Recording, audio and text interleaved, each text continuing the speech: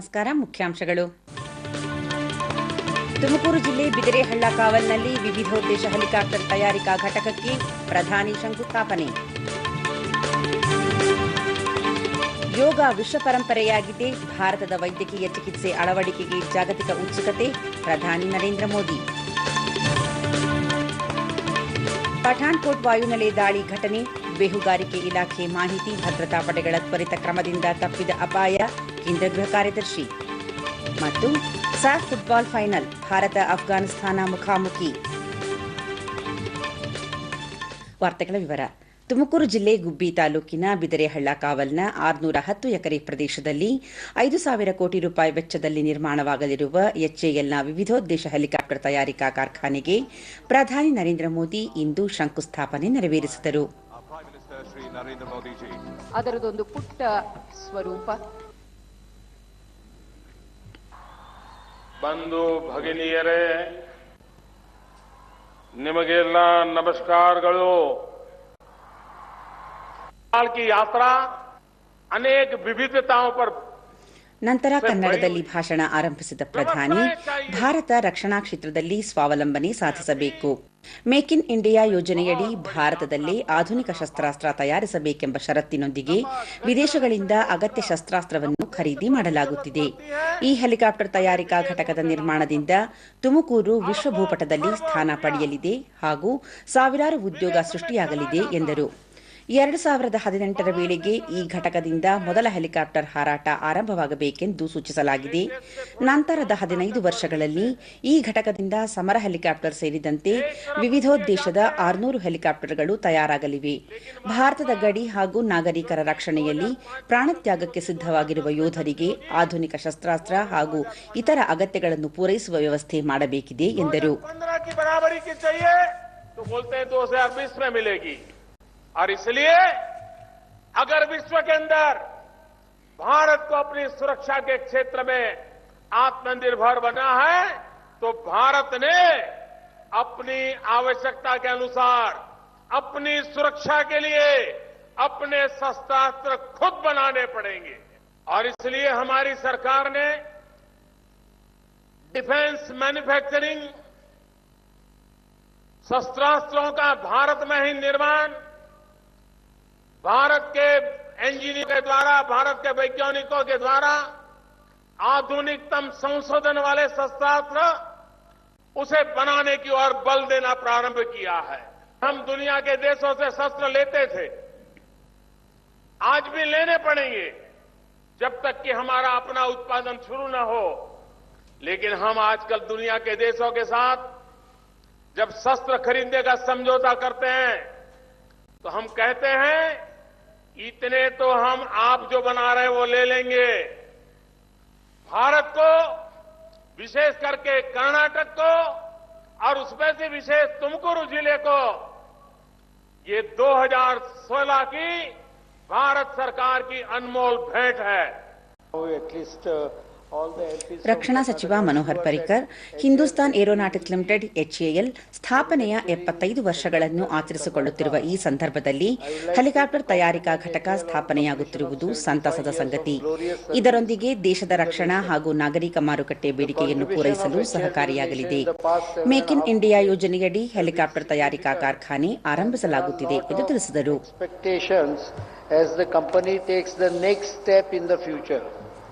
I'm sure HAL would one day transform as a lead integrator on most of the projects and spearhead the development of national defense aerospace ecosystem.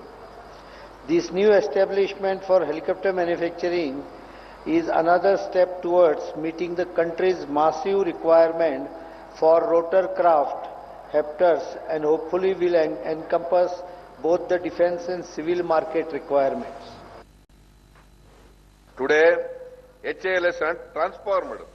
ಮುಖ್ಯಮಂತ್ರಿ Siddaramaiah, helicopter ಘಟಕ ಸ್ಥಾಪನೆಗೆ ಎಚ್ಎಎಲ್ಗೆ ಎಕರೆಗೆ 1 ಲಕ್ಷ ರೂಪಾಯಿ ರಿಯಾಯಿತಿ ದರದಲ್ಲಿ 610 ಎಕರೆ ಒದಗಿಸಲಾಗಿದೆ. Helicopter ತಯಾರಿಕಾ ಘಟಕಕ್ಕೆ ಹೆದ್ದಾರಿ ರಸ್ತೆ ಸಂಪರ್ಕ ಸೌಲಭ್ಯವನ್ನು ರಾಜ್ಯ ಸರ್ಕಾರ ಕಲ್ಪಿಸಿಕೊಡಲಿದೆ. ಈ ಕಾರ್ಖಾನೆ ಸ್ಥಾಪನೆಯಿಂದ ರಾಜ್ಯದಲ್ಲಿ ಸಣ್ಣ ಮತ್ತು ಮಧ್ಯಮ ಕೈಗಾರಿಕಾ ಬೆಳವಣಿಗೆಗೆ ಸಹಕಾರಿಯಾಗಲಿದೆ ಎಂದರು. While HAL has been instrumental in building the aerospace ecosystem. Karnataka as a state has supported this all throughout in terms of land, logistics, excellent vendor base and technical manpower. Amongst the 2,300 suppliers of HAL, 1,600 are based in Karnataka, representing 70% of the supply base of HAL. We are happy that HAL chosen Karnataka for its greenfield manufacturing facility in Tumkuru district to manufacture light utility helicopters.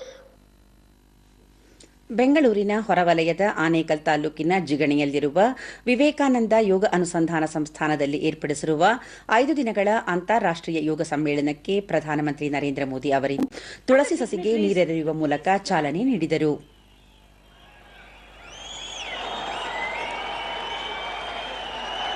ವೇದಘೋಷ education NCT ಇದೇ ಸಂದರ್ಭದಲ್ಲಿ ಹೊರತಂದಿರುವ ಸಂಶೋಧನಾ ಕೃತಿಗಳು ಹಾಗೂ ಸ್ಮರಣ ಸಂಚಿಕೆಯನ್ನು ಬಿಡುಗಡೆ ಮಾಡಿ ನೂತನವಾಗಿ ನಿರ್ಮಿಸಲಿರುವ ಲಕ್ಷ್ಮೀ ಅಮ್ಮ ಮಲ್ಟಿ ಸ್ಪೆಷಾಲಿಟಿ ಆಸ್ಪತ್ರೆ ಕಟ್ಟಡಕ್ಕೆ ಶಂಕುಸ್ಥಾಪನೆ ನೆರವೇರಿಸಿದರು.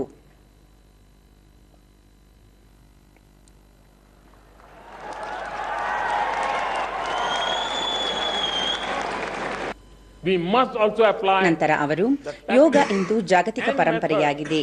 ಭಾರತೀಯ ಸಾಂಪ್ರದಾಯಿಕ ವೈದ್ಯಕೀಯ ಚಿಕಿತ್ಸೆಯನ್ನು ಅತ್ಯಂತ ಉತ್ಸುಕತೆಯಿಂದ ಜಗತ್ತು ಅಳವಡಿಸಿಕೊಳ್ಳುತ್ತಿದೆ. ಪರಿಸರ ಸ್ನೇಹಿ ಆರೋಗ್ಯ ಚಿಕಿತ್ಸಾ ವ್ಯವಸ್ಥೆಯನ್ನು ಪ್ರೋತ್ಸಾಹಿಸುವ ಮೂಲಕ ಸಾಮಾಜಿಕ ಮತ್ತು ಆರ್ಥಿಕ ವೆಚ್ಚವನ್ನು ಕಡಿಮೆ ಮಾಡಬೇಕಾಗಿದೆ ಎಂದರು. ಆಯುಷ್ ಚಿಕಿತ್ಸಾ ಪದ್ಧತಿ ಬಗ್ಗೆ ಜನರಲ್ಲಿ ಜಾಗೃತಿ ಮೂಡಿಸಲು ಹೆಚ್ಚಿನ ಒತ್ತು ನೀಡಲಾಗುತ್ತಿದೆ. ಯೋಗ, ಆಯುರ್ವೇದ, ಯುನಾನಿ, ನ್ಯಾಚುರೋಪತಿ, ಸಿದ್ಧ ಮುಂತಾದ ವ್ಯವಸ್ಥೆಗಳ ಬಗ್ಗೆ ಇನ್ನೂ ಹೆಚ್ಚಿನ ಸಂಶೋಧನೆ ಮಾಡುವ ಅಗತ್ಯವಿದೆ. ಗುಣಮಟ್ಟದ ಯೋಗ ಶಿಕ್ಷಕರನ್ನು ತಯಾರು ಮಾಡಬೇಕಾಗಿದೆ ಎಂದರು.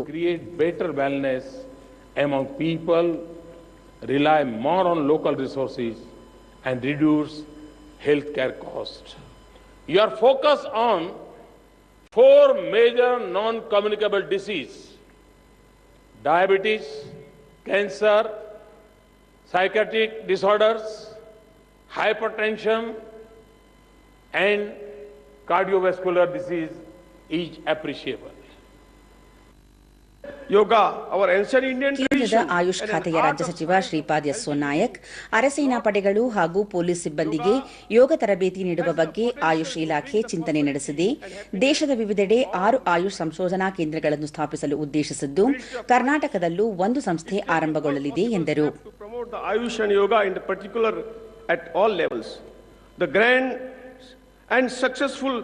celebration of International Day of Yoga has increased our responsibility.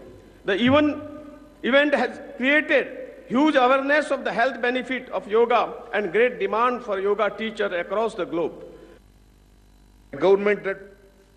ಮುಖ್ಯಮಂತ್ರಿ ಸಿದ್ದರಾಮಯ್ಯ ಬದಲಾದ ಜೀವನ ಶೈಲಿಯಿಂದ ಹಲವು ಬಗೆಯ ರೋಗ ರುಜಿನಗಳು ಜನರನ್ನು ಕಾಡುತ್ತಿದ್ದು ಅದಕ್ಕೆ ಯೋಗಾಭ್ಯಾಸ ಉತ್ತಮ ಚಿಕಿತ್ಸೆಯಾಗಲಿದೆ ಎಂದು ಅಭಿಪ್ರಾಯಪಟ್ಟರು. For this reason, not much improvement in the quality of life could be achieved. Rather, this becomes a strong reason for the deterioration of lifestyles. I am pleased to learn that this conference emphasizes on the 4 major ailments of diabetes, hypertension, oncology, and mental health. I hope that the delegates will be made aware about the integrated health care in minimizing these ailments in a very cost-effective manner. ರಾಜ್ಯಕ್ಕೆ 2 ದಿನಗಳ ಭೇಟಿ ನಂತರ ಪ್ರಧಾನಿ ನರೇಂದ್ರ ಮೋದಿ ಬೆಂಗಳೂರಿನ HAL ವಿಮಾನ ನಿಲ್ದಾಣದಿಂದ ಸಂಜೆ 5 ಗಂಟೆಗೆ ವಾಯುಪಡೆ ವಿಮಾನದಲ್ಲಿ ದೆಹಲಿಗೆ ವಾಪಸ್ಸಾದರು. ವಿಮಾನ ನಿಲ್ದಾಣದಲ್ಲಿ ಪ್ರಧಾನಿ ಅವರನ್ನು ರಾಜ್ಯಪಾಲ ವಜೂಭಾಯಿ ವಾಲಾ, ಮುಖ್ಯಮಂತ್ರಿ ಸಿದ್ದರಾಮಯ್ಯ, ಕೇಂದ್ರ ಸಚಿವರು, ರಕ್ಷಣಾ ಪಡೆಯ ಅಧಿಕಾರಿಗಳು ಬೀಳ್ಕೊಟ್ಟರು.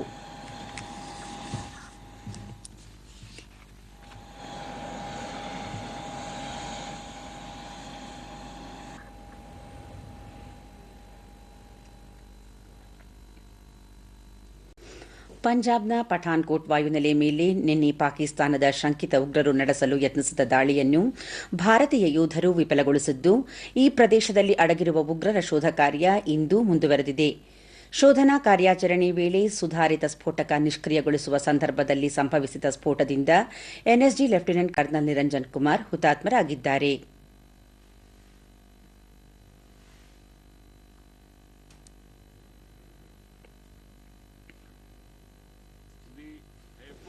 ಈ ಕುರಿತು ದೆಹಲಿಯಲ್ಲಿಂದು ವಿವರ ನೀಡಿದ ಕೇಂದ್ರ ಗೃಹ ಕಾರ್ಯದರ್ಶಿ ರಾಜೀವ್ ಮಹರ್ಷಿ, ಕಾರ್ಯಾಚರಣೆಯಲ್ಲಿ ವಾಯುಪಡೆಯ 6 ಮಂದಿ ಎನ್ಎಸ್ಜಿ ಅಧಿಕಾರಿ ಸೇರಿ 7 ಮಂದಿ ಹುತಾತ್ಮರಾಗಿದ್ದು ಒಟ್ಟು 20 ಮಂದಿ ಗಾಯಗೊಂಡಿದ್ದಾರೆ.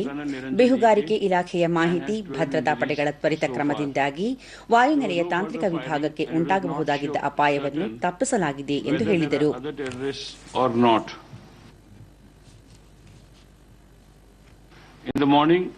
ಮೈಸೂರಿನಲ್ಲಿಂದು ಆರಂಭವಾದ 5 ದಿನಗಳ 103ನೇ ಭಾರತೀಯ ವಿಜ್ಞಾನ ಸಮಾವೇಶದಲ್ಲಿ ಕೇಂದ್ರ ಜಾಹೀರಾತು ಮತ್ತು ದೃಶ್ಯ ಪ್ರಚಾರ ನಿರ್ದೇಶನಾಲಯ ಯುವ ವಿಜ್ಞಾನಿಗಳಿಗಾಗಿ ಪ್ರೈಡ್ ಆಫ್ ಇಂಡಿಯಾ ವಿಜ್ಞಾನ ಪ್ರದರ್ಶನ ಏರ್ಪಡಿಸಿದೆ. ಪ್ರದರ್ಶನ ವಿಜ್ಞಾನ, ತಂತ್ರಜ್ಞಾನ, ಕೃಷಿ ಸೇರಿದಂತೆ ಅನೇಕ ಕ್ಷೇತ್ರಗಳಲ್ಲಿನ ಪ್ರಗತಿಯನ್ನು ಬಿಂಬಿಸುವ ಛಾಯಾಚಿತ್ರಗಳನ್ನು ಒಳಗೊಂಡಿದೆ.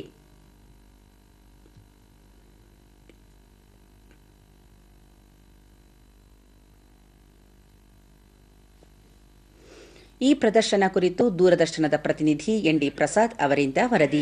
ಭಾರತೀಯ ವಿಜ್ಞಾನ ಸಮಾವೇಶದಲ್ಲಿ ಇಂದು ಪ್ರೈಡ್ ಆಫ್ ಇಂಡಿಯಾ ಎಕ್ಸಿಬಿಷನ್ ಅನ್ನು ಆಯೋಜಿಸಲಾಗಿದೆ.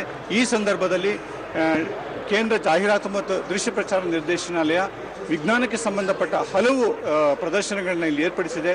ನಮ್ಮೊಂದಿಗೆ ಇಂದು ಮಂಜುಳಾ ಅವರಿದ್ದಾರೆ. ಅವರು ರಾಜ್ಯ ಸರ್ಕಾರದ ವಿಜ್ಞಾನ ಮತ್ತು ತಂತ್ರಜ್ಞಾನದ ಕಾರ್ಯದರ್ಶಿಗಳಾಗಿ ಕೆಲಸ ಮಾಡ್ತಾ ಇದ್ದಾರೆ. ಮಾಹಿತಿ ತಂತ್ರಜ್ಞಾನಕ್ಕೆ ಮತ್ತು ಜೈವಿಕ ತಂತ್ರಜ್ಞಾನಕ್ಕೆ ಸಾಕಷ್ಟು ಪುಷ್ಟಿಯನ್ನು ರಾಜ್ಯ ಮಟ್ಟದಲ್ಲಿ ಕೊಡ್ತಾ ಇದೆ. ಅದು ರಾಷ್ಟ್ರ ಮಟ್ಟದಲ್ಲಿ ಸುದ್ದಿಯಾಗಿದೆ, ಅಂತಾರಾಷ್ಟ್ರೀಯ ಮಟ್ಟದಲ್ಲಿ ಸುದ್ದಿಯಾಗಿದೆ. ಅದರ ಬಗ್ಗೆ ಹೆಚ್ಚಿನ ಮಾಹಿತಿಯನ್ನು ಅವರಿಂದ ನಾವೀಗ ಪಡೆಯೋಣ. ಮಕ್ಕಳಿಗೆ ಸೈನ್ಸ್ ಬಗ್ಗೆ ಮತ್ತು ಮುಂದೆ ಅವರು ದೊಡ್ಡವರಾಗಿದ್ದಾಗ ಈ ಬೇಸಿಕ್ ಸೈನ್ಸಸ್ ಸಬ್ಜೆಕ್ಟ್ಸ್ ತಗೋಬೇಕು ಅನ್ನುವ ಒಂದು ಉತ್ತೇಜನ ಅವರಲ್ಲಿ ಬರಬೇಕು. ಸೈನ್ಸ್ ಅಂದರೆ ಯಾವುದೋ ಒಂದು ಫ್ಯಾಕ್ಟ್ಸ್ ನೆನಪಿಟ್ಟುಕೊಂಡು ಮೆಮೊರೈಸ್ ಮಾಡುವಂಥದ್ದು ಅಲ್ಲ. ಅದರಲ್ಲಿ ಹಿಂದೆ ಇರುವ ಕಾನ್ಸೆಪ್ಟ್ಸ್ ಅವರಿಗೆ ತಿಳಿಯಬೇಕು. ಆ ನಿಟ್ಟಿನಲ್ಲಿ ನಾವು ನಮ್ಮ ಸ್ಟೆಪ್ಸ್ ಮತ್ತು Karnataka state council for science and technology ಈ ಮೂಲಕ ಟೀಚರ್ಸ್ ಟ್ರೈನಿಂಗ್ ಮತ್ತು ಇನ್ನೋವೇಟಿವ್ ಟೀಚಿಂಗ್ ಮೆಥಡಾಲಜೀಸ್ಗೆ ಸಂಬಂಧಪಟ್ಟಂತೆ ಸಹಕಾರವನ್ನು ಇನ್ಸ್ಟಿಟ್ಯೂಷನ್ಸ್ಗೆ ಕೊಡ್ತಾ ಇದ್ದೀವಿ. ನಮ್ಮೊಂದಿಗೆ ಹಾಗೆ ಈ ಕೇಂದ್ರ ಜಾಹೀರಾತು ಮತ್ತು ದೃಶ್ಯ ಪ್ರಚಾರ ನಿರ್ದೇಶನಾಲಯದ ಹೆಚ್ಚುವರಿ ಮಹಾನಿರ್ದೇಶಕರು ಸತ್ಯೇಂದ್ರ ಪ್ರಕಾಶ್ ಅವರು ದೆಹಲಿಯಿಂದ ಆಗಮಿಸಿದ್ದಾರೆ. Exhibition has become a very, very powerful means of communication, and it has become a tradition that alongside Indian Science Congress, exhibition is put up in a large way to showcase the achievements and progress made in different walks of life. Indian Science Congress is an event where progress in every walk of life, including from science and technology, as well as its adaptation to other areas, have been showcased in a very wide form. Karnataka ಚಿತ್ರಕಲಾ ಪರಿಷತ್ತಿನ 13ನೇ ಚಿತ್ರಸಂತೆಯನ್ನು ಬೆಂಗಳೂರಿನಲ್ಲಿಂದು ಗೃಹ ಸಚಿವ ಡಾ G Parameshwar ಉದ್ಘಾಟಿಸಿದರು.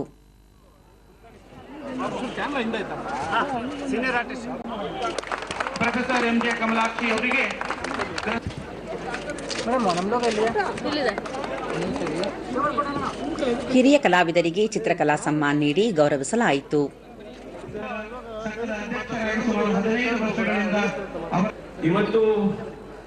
ಡಾ G Parameshwar ಸಮಾಜದ ನ್ಯೂನತೆಗಳನ್ನು ಕಲಾವಿದ ಚಿತ್ರರಚನೆ ಮೂಲಕ ತನ್ನ ಮನದಾಳದ ಸಂದೇಶವನ್ನು ಜಗತ್ತಿಗೆ ಸಾರುತ್ತಾನೆ ಎಂದು ಬಣ್ಣಿಸಿದರು. ಅಂತರಾಳದಿರ್ತಕ್ಕಂಥ ವಿಚಾರವನ್ನ ಚಿತ್ರದ ಮೂಲಕ ಸಮಾಜಕ್ಕೆ ಕೊಡ್ತಕ್ಕಂಥ ಕೆಲಸ ಮಾಡ್ತಿದ್ದಾನಲ್ಲ, ಅದು ಬಹಳ ದೊಡ್ಡ ಕೆಲಸ ಅಂತೇಳಿ ನಾನು ಭಾವಿಸ್ತೇನೆ. ಚಿತ್ರಕಲಾ ಪರಿಷತ್ ಅಧ್ಯಕ್ಷ ಬಿಎಲ್ ಶಂಕರ್ ಚಿತ್ರಸಂತೆಯಲ್ಲಿ 16 ರಾಜ್ಯಗಳ ಕಲಾವಿದರು ಪಾಲ್ಗೊಂಡಿದ್ದಾರೆ ಎಂದು ತಿಳಿಸಿದರು. ಆ ಬಿಡುವಿಲ್ಲದ ಕಾರ್ಯಕ್ರಮದ ನಡುವೆಯೂ ಕೂಡ ಬಂದು ಇವತ್ತು ಸಹಿ ಹಾಕೋದ್ರ ಮುಖಾಂತರ ಅಷ್ಟೇ ಅಲ್ಲ, ದಾರಿನಲ್ಲಿ ಚಿತ್ರಸಂತೆಯಲ್ಲಿ ಪ್ರದರ್ಶನಗೊಂಡಿರುವ ಚಿತ್ರಕಲೆಗಳು ಕಲಾಭಿಮಾನಿಗಳನ್ನು ಆಕರ್ಷಿಸಿದವು. ಇಂದು ರಾತ್ರಿ 8 ಗಂಟೆಯವರೆಗೆ ಚಿತ್ರಸಂತೆ ಸಾರ್ವಜನಿಕರ ವೀಕ್ಷಣೆಗೆ ಲಭ್ಯವಿದೆ.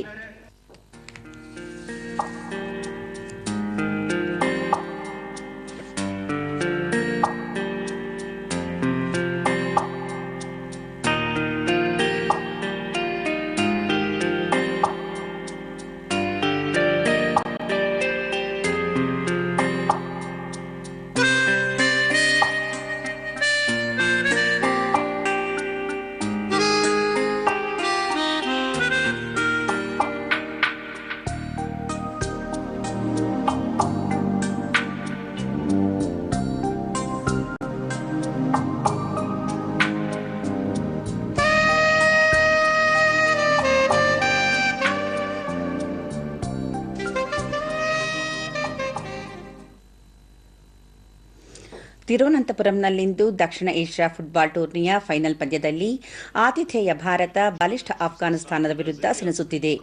ಉಭಯ ತಂಡಗಳು ಈ ಟೂರ್ನಿಯಲ್ಲಿ ಆಡಿರುವ ಎಲ್ಲಾ ಪಂದ್ಯಗಳಲ್ಲಿ ಗೆದ್ದು ಹೆಚ್ಚಿನ ಆತ್ಮವಿಶ್ವಾಸದಲ್ಲಿವೆ. 2013ರ ಟೂರ್ನಿಯ ಫೈನಲ್ನಲ್ಲಿ ಇವೇ ಎರಡು ತಂಡಗಳು ಮುಖಾಮುಖಿಯಾಗಿದ್ದವು. ಅಫ್ಘಾನಿಸ್ತಾನ ಭಾರತ ವಿರುದ್ಧ ಜಯ ಸಾಧಿಸಿತ್ತು.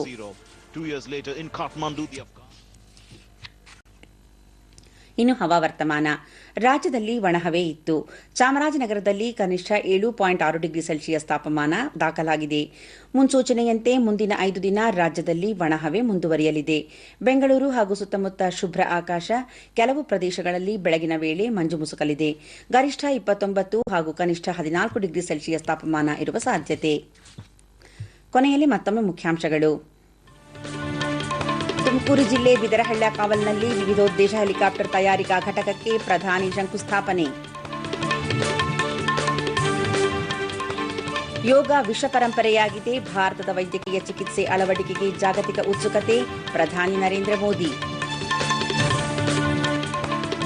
ಪಠಾಣ್ಕೋಟ್ ವಾಯುನೆಲೆ ದಾಳಿ ಘಟನೆ, ಬೇಹುಗಾರಿಕೆ ಇಲಾಖೆ ಮಾಹಿತಿ, ಭದ್ರತಾ ಪಡೆಗಳ ತ್ವರಿತ ಕ್ರಮದಿಂದ ತಪ್ಪಿದ ಅಪಾಯ, ಕೇಂದ್ರ ಗೃಹ ಕಾರ್ಯದರ್ಶಿ. ಹಾಗೂ ಸಾಫ್ ಫುಟ್ಬಾಲ್ ಫೈನಲ್, ಭಾರತ ಅಫ್ಘಾನಿಸ್ತಾನ ಮುಖಾಮುಖಿ. ನಮ್ಮ ಮುಂದಿನ ವಾರ್ತಾ ಪ್ರಸಾರ ರಾತ್ರಿ 9 ಗಂಟೆಗೆ ಚಂದನದಲ್ಲಿ. ನಮಸ್ಕಾರ.